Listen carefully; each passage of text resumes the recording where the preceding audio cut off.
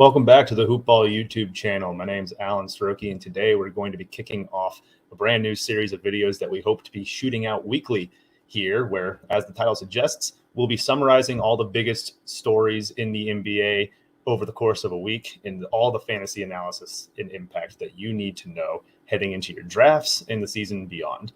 We know it can be tricky and really just time-consuming to keep up with all the little nitty-gritty stuff that comes in on the news wire during the off season. But hopefully these videos will be a useful tool for you all to stay on top of all the things that you need to know. And in this video, we'll also be using the Hoopball Fantasy Blurb Feed, another very useful tool that really is just one of the best things that the website has to offer. You can check it out in the description of this video. But the Blurb Feed stays on top of all this news for you. Our experts track the news down as soon as it comes out and then gives you immediate fantasy analysis right on top of it as they report it out to you. So it is the quickest place on the internet to get the fantasy info you need. Check them out. They do really, really great work there. So let's just dive right in. We're going to hit our first big story of the week. And of course, that starts in Indiana. We saw the Pacers announce earlier this week that T.J. Warren is not progressing at the degree that they hoped that he would from the stress fracture that he suffered in his left foot last season. Warren missed all of the 2020-2021 year with this injury, and it's a little concerning to hear that he's still not particularly close to returning. He's labeled out indefinitely. The details around the rest of the injury and his progression to his recovery is pretty vague. And really the takeaway that you need to know from this is that vagueness should push you far away from drafting him in fantasy drafts this year, unless we see something really positive come out in training camp or we see him in the starting lineup in the preseason. It just seems too risky to draft TJ Warren in around the 80s range where he's currently going. It's usually a good rule of thumb is to avoid players who are injured before the season starts when you're trying to figure out who to draft. There's just a rust factor. There's the chance that the minutes are limited, that they might have risk of further injury down the road.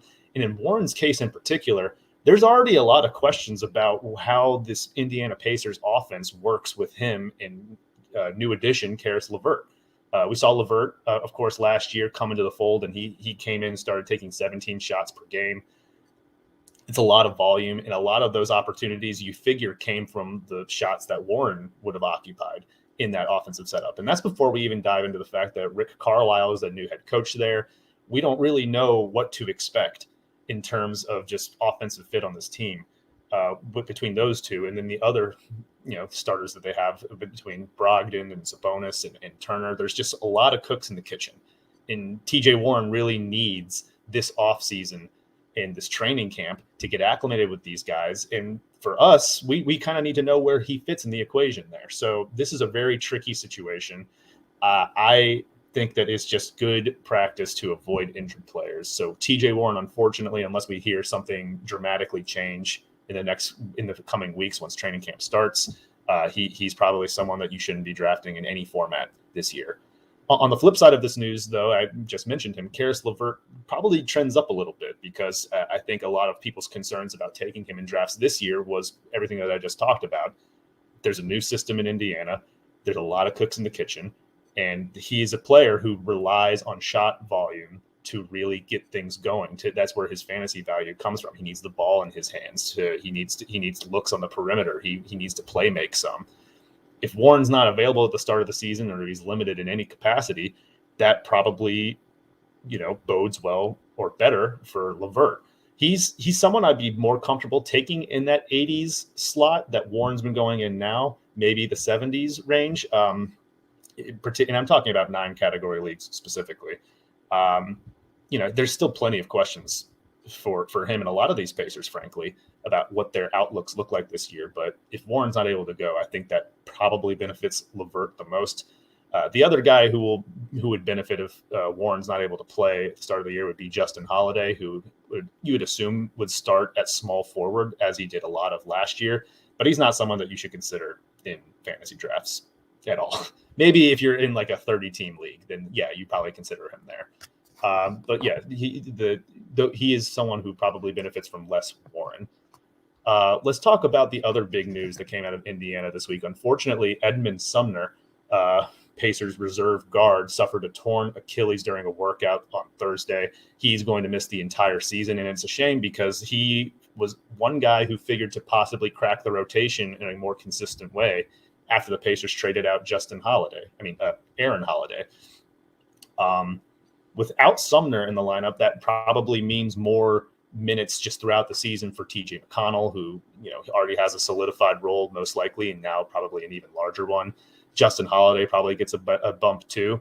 But I think in particular, one guy who starts to emerge on the radar now in Indiana is rookie Chris Duarte, who the Pacers selected with the 12th overall pick in this draft, 13th, 12th or 13th, you get it. He was a lottery pick, oldest player in the draft. And he was touted as a guy who was NBA ready, and that was part of the reason why Indiana was so enticed by him. There is now an avenue to him having a consistent role from day one, and he's not someone that you should draft either. He's mostly someone I just want to keep tabs on. Like, when the season starts, you can throw players, you can star players, throw them on your watch list. He's a watch list guy for me because if he is as NBA ready as he had been touted as, he has some somewhat interesting elements to his game that could make him a decent 9-category league player. He's a 3-point bomber. He's pretty decent with steals, and he's pretty efficient from the field and the line. And if there's a world where we start seeing, Duarte playing 20, 25, somewhere between 20 and 25 minutes a night off the Indiana bench, that could have value in deep leagues. So this probably, this injury probably bodes a little better for Duarte's dynasty draft stock in particular. But he is now someone who I think could have a rotation role from day one in Indiana. And that's just something that you want to just put a little note by, just in case that things start looking really good from the onset with him. Let's move on to another story here. And this is sort of a story with quotation marks, and it kind of relates a little bit to what we just talked about with T.J. Warren. Jonathan Isaac of the Orlando Magic sort of raised eyebrows when he was asked by reporters at an event in Orlando this week about, his progression from recovery from his ACL injury that he suffered in the NBA bubble, and whether or not he believed that he'd be ready to play for the Magic day one in the starting lineup. And Isaac didn't offer much more beyond saying, we'll see. I'm not sure what that means. Maybe he just doesn't want to give anything away. But here's the thing with Jonathan Isaac, a guy who has some hype heading into fantasy drafts this year, and for good reason. He is someone who has an unbelievably fantasy-friendly game. I mean, back in 2019, he was a guy who was playing at near a second-round level with his combination of rebounds, steals, blocks, threes. I mean, he is really, really elite at a lot of these things when he's given the playing time.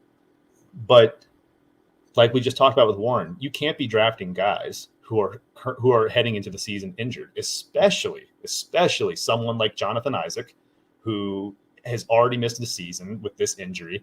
If he were to not be ready for the start of the season, that we are talking about a year and a half of just not being ready to go from the same injury, and that's pretty concerning.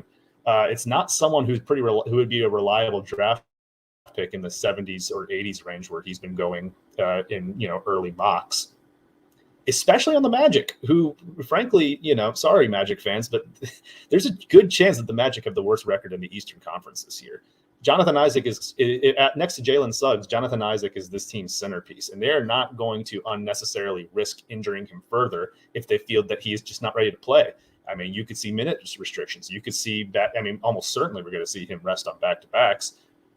But really, if you are drafting him this year, you are banking on the best possible injury outlook for him. You want him to, once you get to training camp, you want to see glowing reports about his participation. You want to see him in those preseason games. You want to see him starting and getting 30 minutes in that first night, because anything less than that, you're probably going to see a lot of kids' gloves dealing with Isaac this year. It's a risk to take him anywhere inside the top 100 because it's a good chance. There's a chance that he doesn't pan out. So this isn't really a story yet, but it is something for you to keep tabs on if you're thinking about drafting Isaac this year. Watch very closely once training camp starts. What level of participation is Isaac putting out there? If it's anything less than what I described, like, just full bore ready to go, you get ready for a long season in Orlando, because you can bet that they're not going to risk throwing him out there for no reason to just get injured again. Those are really the two big stories. We are still 3 weeks out from training camp, but there are a few smaller things that are worth noting. DeAndre Jordan, for example, he signed with the Los Angeles Lakers as expected after he was waived by the Detroit Pistons. He now joins the center rotation with Dwight Howard, and for the time being, Marc Gasol. There are rumors that Gasol might be waived by Los Angeles. They might come to a parting agreement. This deal would sort of indicate that there might not be a role for Gasol this year. And I only bring this story up because Jordan's a name. The Lakers are a team that everyone loves, and Los Angeles Lakers players tend to just get drafted higher than they should. In the best case scenario for DeAndre Jordan, he starts next to Anthony Davis. I don't think this is going to happen, by the way, but the best case scenario is that Jordan plays like 20 minutes a night. I don't think there's any chance that he has fantasy value. I don't think there's many chances that Dwight Howard does either. Really, the big news that I'd be looking at potentially coming out after this Jordan news is whether or not Marc Gasol is on the team. Gasol is pretty old and he can't really play all that long these days, but we even saw last year, if you give Marc Gasol 20 minutes, he has deep league value with his ability to get threes, assists, some blocks, good percentages, really small stuff, but it's somewhat noteworthy, especially if he's not on the Lakers and he winds up on a team where, I don't know, that would want to play him in a more prominent role. That's the big takeaway for me. Just see what happens with the center rotation, see where Marc Gasol winds up, and do not draft DeAndre Jordan. Do not draft Dwight Howard. Don't draft any of these Lakers outside the top three. I would argue. Another story that came in through the wire this week, Alize Johnson signed with the Chicago Bulls. Now, Johnson is a relatively unknown name in the NBA.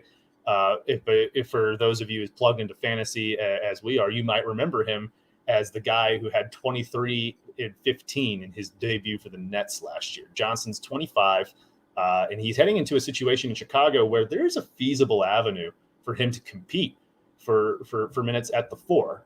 Patrick Williams is the unquestioned starter there, and I don't think Johnson's going to compete for that at all. But, he and Derek Jones Jr. are going to be splitting a lot of those backup 4 minutes. There's a world, best case scenario, where Johnson outplays Derek Jones Jr. Maybe he finds himself in a consistent role off the Chicago bench, which is pretty thin in the front court. So it's just the kind of name that it's a watch list kind of guy, really fantasy friendly, big time rebounder, blocks and threes. Like he's very appealing, and he goes to a situation where it's not impossible for him to get minutes if things break right. So just a name to keep in mind. This is the type of thing that will just slip through the cracks, and Johnson might have that breakout game next year, and you didn't even know that he was on Chicago. So just file that away for now. And the last small story to get to, Keita Bates-Diop signed a 2-year deal with the San Antonio Spurs. Now, this has nothing really to do with Diop as a player. I don't anticipate that he's going to have any sort of fantasy relevance this year, but he is signing a guaranteed deal with the Spurs, which brings them up to 17 guaranteed contracts. Now, in the NBA, when you start the regular season, you can only have at most 15 players to sign on signed contracts. And the fact that the Spurs signed him, obviously they're going to have to get rid of 2 players that they currently have. The one player in particular that I'm curious if there's some sort of trade in line for would be Thaddeus Young, who they acquired in the DeMar DeRozan trade earlier in free agency. I don't think a lot of people seem to be on the fence as to whether or not Thad Young actually plays for the Spurs. But the fact that the San Antonio brought in another guy, they were already over the limit. They already had 16 players on guaranteed contracts. Now they have 17. It would seem like that would add momentum to Thaddeus Young being elsewhere. It remains to be seen. San Antonio has plenty of guys they could waive as well. But that deal to me signals that there might be more of a possibility that Thad Young is traded elsewhere. And depending on where that situation is, Thad, we saw it last year, he could have a lot of fantasy value in the right context. So another thing to keep an eye on, just feel like that's something that's going to come up in the next few weeks while we wait to see what happens. So that's really it. That is the news that we covered here from really September 5th to September 10th. Training camp is 3 weeks away, so more news is going to come through pretty soon. Stick here with the Hoopball YouTube channel for everything you need to know. And of course, like I said, check out the Hoopball Fantasy Blurb feed in the description below. If you like this video, let me know in the comments. Let us know if you want us to do stuff similar to this. And we'll look forward to talking to y'all later.